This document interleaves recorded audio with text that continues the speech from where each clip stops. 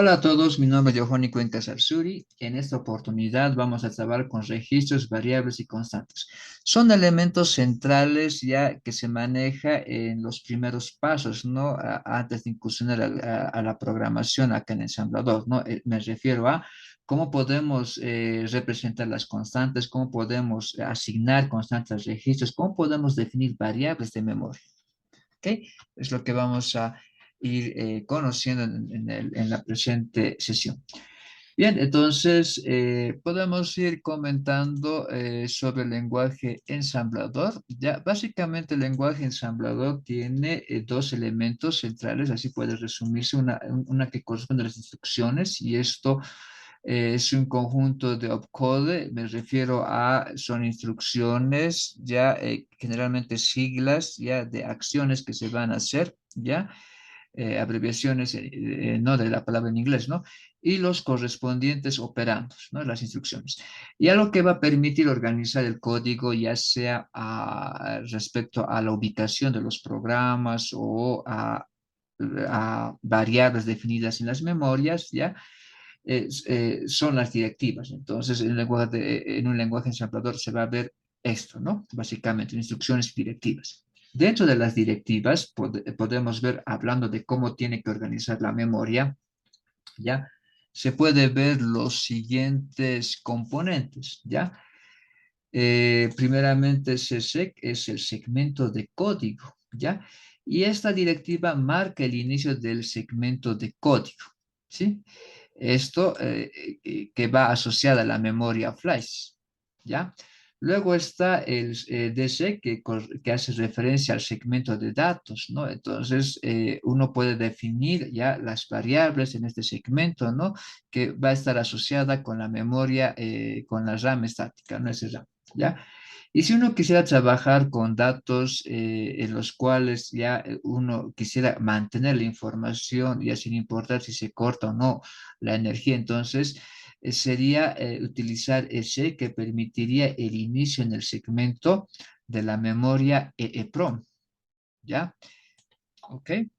Bien, entonces tres lugares donde podríamos ir almacenando lo que es datos, código y algunos datos que se quiere guardar, ¿no? Sin necesidad de que la energía se mantenga, ¿ya?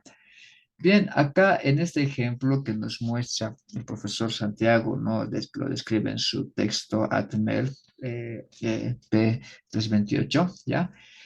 Nos describe ya las maneras como podemos definir variables de memoria. Ya, a ver, vamos a ver con el primer caso. En este primer caso está definiendo con DSEC el inicio del segmento de datos, ¿no? Hay una variable B1, ¿no? De tipo byte, ¿no? Está definiendo la variable de un byte, ¿ya? Luego acá se tiene lo que es el segmento de código, ¿ya? El segmento de código, ¿no? Con la directiva CC define el inicio del segmento de código, ¿ya? Y ya aparecen las primeras instrucciones, ¿no? Que está en esta siguiente parte, ¿no? ¿Ya? Por ejemplo, a ver lo que podemos ver acá, podemos ir adelantando, hay un número, hay una constante x que está en hexadecimal, en un momento aclaramos esto, pero es un 25 que le está asignando ya al registro 16, ¿no? Recordando que hay un total de 32 registros numerados de R0 a R31, ¿ya? De los cuales desde el registro 16 hasta R31 son registros que se puede utilizar, son de propósito general, ¿ya? Y vean lo que sucede. Se le asigna el valor al registro 16 y del registro 16 se la está asignando a una variable de memoria que había sido definida en el segmento de datos, ¿no? Eso a través de esta instrucción, ¿no? ¿Ya? Más adelante también se ve cómo se define una constante, ¿ya? Una constante de memoria flash, ¿no? Esto hace referencia a que va a ser de tipo byte, ¿no?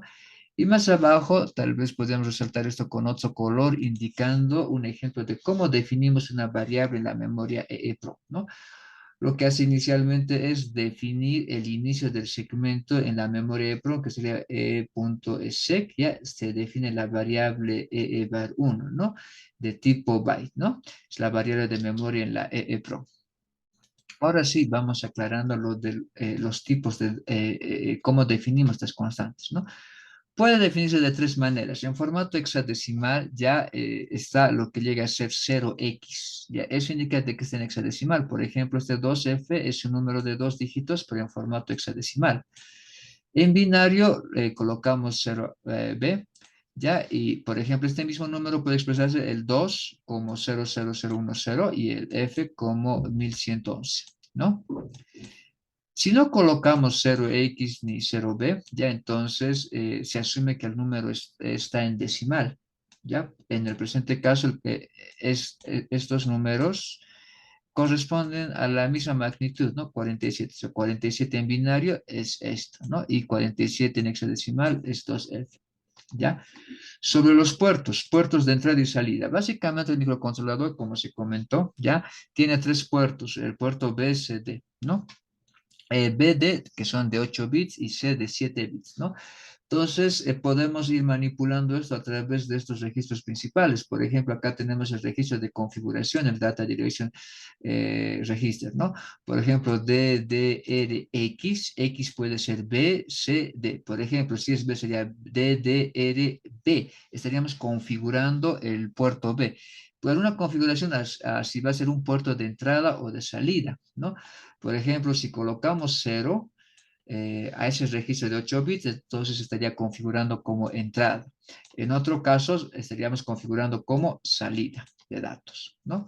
El otro pin utilizado es el pin X, ¿no? Puede ser, donde X puede ser cualquiera de estos tres valores, ¿no? Entonces, esto nos permite leer ya la información ya que está presente en el puerto. Por ejemplo, si quisiera leer la información del puerto D, si ha sido configurada como entrada, ¿ya? Entonces colocaría pin D, ¿no? De esa manera vería el estado de los 8 bits, ¿no? En la entrada. Una función opuesta, si yo quisiera despachar señal por un puerto, entonces puedo utilizar este registro, el port, ¿no? Con X, que puede ser B, C o D. Por ejemplo, si yo quisiera enviar todo cero por el puerto B, entonces colocaría port B, ya cargado previamente con cero, y estaría despachando la señal. Okay, entonces de esta manera hemos ilustrado los elementos ya necesarios ya para poder hacer nuestros primeros ejemplos en ensamblador.